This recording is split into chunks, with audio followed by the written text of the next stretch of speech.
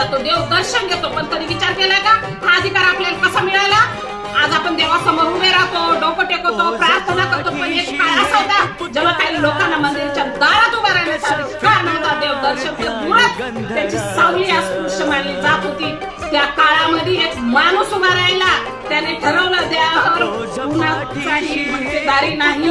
देवाचं दर्शन फक्त एका समाजासाठी नाही. तो महान पुरुष म्हणजे डॉक्टर B.R. आंबेडकर. आपण आज बाबासाहेबांनी फक्त बोलून दाखवलं नाही, तर त्यांनी रस्त्यावर जाऊन लढा दिला. महाड सत्याग्रह जे त्यांनी पाहण्यासाठी सन्मान हक्क मिळवून दिला. काळा राम मंदिर सत्याग्रह जे त्यांनी मंदिरात प्रवेशासाठी प्रचंड संघर्ष केला.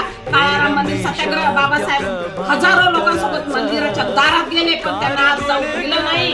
त्यांच्यावर अपमान झाला, विरोध झाला, पण त्यांनी हार मानली नाही. आज आपण मंदिरात जातो, कोणीही अडवत नाही, पण हा अधिकार मिळाला नाही. यासाठी कुणीतरी अपमान सहन केलाय, कुणीतरी लढा दिलाय, कुणीतरी समाजाच्या विरोधात उभा राहिलाय.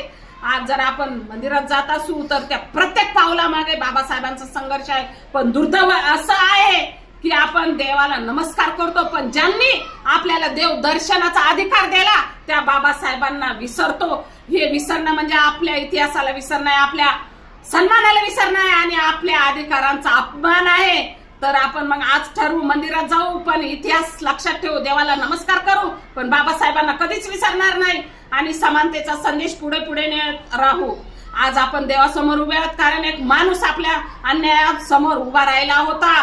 देवदर्शनाचा अधिकार सहज मिळाला नाही, तो बाबासाहेबांच्या संघर्षातून मिळाला आहे.